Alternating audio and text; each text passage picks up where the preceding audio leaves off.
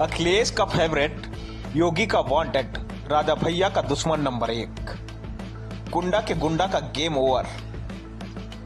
नमस्कार दोस्तों, news agent में आपका स्वागत है। गुलशन यादव, वो नाम जिसे हर किसी ने पहली बार राजा भैया को चैलेंज देने के बाद सुना था। गजब का डेयरिंग आदमी, लेकिन पंगा किससे लिया ये सब जानते हैं। अब उसी का अंजाम सामने आने लगा है, क्योंकि गुलशन यादव को योगी फोर्स ने वांटेड करार दे दिया है। राजा भैया के खिलाफ चुनाव लड़ने वाले सपा नेता गुलशन यादव अब योगी फोर्स की लिस्ट में नंबर 1 पर हैं, क्योंकि उन पर 1 लाख रुपए का इनाम घोषित किया गया है। 53 संगीन मामलों में ये आदमी वांटेड है, लेकिन इसकी कहानी इतनी आसान नहीं है जितनी समझ आ रही है दूर से। तो क्या राजनीति की जमीन से अब जेल की सलाखों तक पहुंचने वाले हैं गुलशन यादव? चलिए समझते हैं। एक तस्वीर आई प्रतापगढ़ से, डुगडुगी बज रही थी, मुनादी हो रही थी, सुनो सुनो सुनो, गुलशन यादव गैंगस्टर है, उस पर 1 लाख का इनाम घोषित हो गया है। ये मुनादी प्रतापगढ़ की पुलिस ने घोषित की।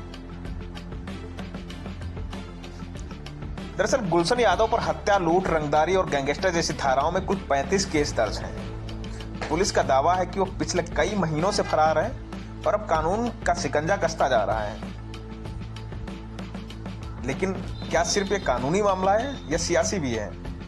दरअसल एक कहानी इसलिए भी जरूरी हो जाती है क्योंकि गुलशन यादव कभी राजा भैया का करीबी था और फिर अचानक सियासत ने ऐसी मतलब पासा चला कि अखिलेश ने उसे बड़ा नेता बना दिया, टिकट दिया, राजा भैया के खिलाफ चुनाव लड़वाया और जबरदस्त टक्कर भी दी।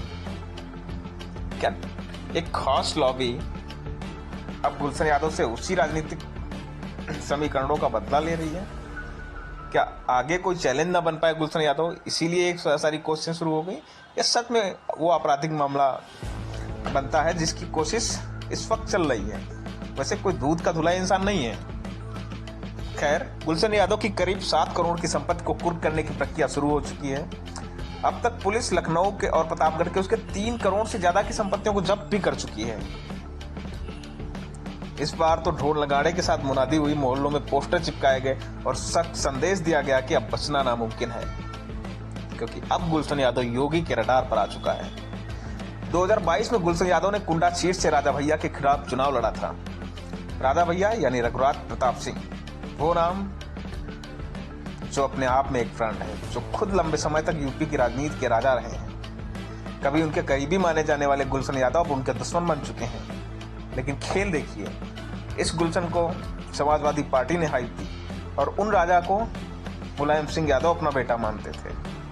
यानी राजनीति कैसे मोहरों को चलती है, कैसे पांसे चले जाते हैं, ये कहानी बयां कर रही है, अपने आप बयां कर रही है। फिलहाल गुलशन यादव समाजवादी पार्टी के जिलाध्यक्ष भी रह चुके हैं, लेकिन उनके खिलाफ जिस तरह से कानूनी कार्रवाई हो रही है वो सिर्फ आपराधिक केस नहीं बल्कि राजनीतिक संदेश भी है। सत्ताधारी दल से टकराने की कीमत क्या हो सकती है, ये केस उसकी वानगी है।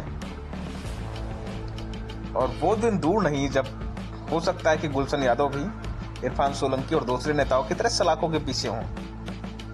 खैर, एडीजी प्रयागराज जोन संजीव गुप्ता ने खुद इनाम राशि 50,000 से बढ़ाकर 1 लाख की है। अब प्रतापगढ़ का मामला नहीं रहा, क्योंकि अब ये केस क्राइम, पॉलिटिक्स और पावर का कॉकटेल बन गया है। क्राइम, पॉलिटिक्स और पावर का कॉकटेल। गौर से सुनिए, क्राइम भी, पॉलिटिक्स और पावर, तीनों खेल खेले जा रहे हैं केस के पीछे। कभी चुनाव लड़ने वाले थे, अब फरारी की जिंदगी जी रहे हैं गुलशन यादव। यही वक्त का खेल है। लेकिन सवाल भी है, क्या कानून उन्हें जल्द पकड़ लेगा, या फिर राजनीति ही अपनी चाल बदलेगी, या गुलशन यादव अपनी ढाल बदलेंगे? इशारा समझ रहे हैं ना किधर है। खैर, जो भी हो, मैसेज तो आप समझ गए होंगे कि ये कहानी किधर जा रही है। राजनीति के गलियारों में अब पुलिस की रेड तक गुलशन यादव पर शिकंजा कसना लाजमी है। लेकिन सवाल सपा से है, क्या सपा नेतृत्व तो खुलकर उनके साथ खड़ा होगा? क्या अखिलेश यादव 2 शब्द अपने नेता के लिए, मतलब गुलशन के लिए बोलेंगे, या अपने सिपाहियों को मुश्किल में अखिलेश लावारिस छोड़ देंगे? क्योंकि योगी की नज़र में तो वो वांटेड बन गया है। खैर, आप क्या सोचते हैं इस केस में? आपका क्या नजरिया है? हमें कमेंट बॉक्स में जरूर बताएं और देखते रहिए न्यूज एजेंट, हर खबर सबसे पहले।